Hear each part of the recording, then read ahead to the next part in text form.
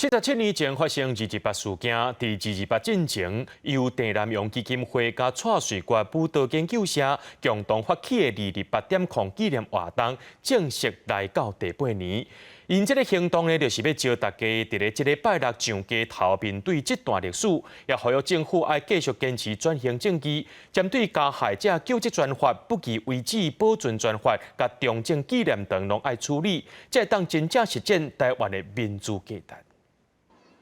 囡仔买厝老爸，嘛有查某人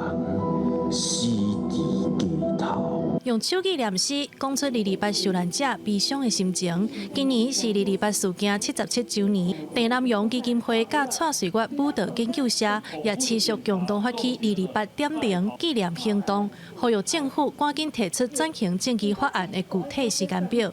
中正纪念堂，将该照迄个维权的象征，要安怎去这个转型的过程当中，一项一件代志还处理啊好势。我相信，不论是面对新的国会、咱新的总统、咱新的行政院的团队、咱台湾公民的社会要求，伫这个礼拜六，阮的大声还发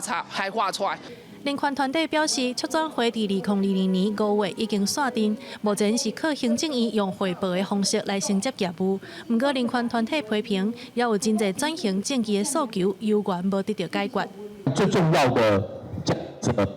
就责专法、不义遗址的保存的专法跟中正纪念堂的修正的这个法案。 这3个法案就是我们今年228.0行动诉求的重点。主办单位邀请民众伫2月24拜六这天，挂乌色翠暗、穿乌衫，做伙行上街头，对立新国小一路行往行政院，遵照1987年228公义和平运动的卡列，呼吁政府实在面对历史，台湾才会当成做健康的国家。记者林旭凯台北报道。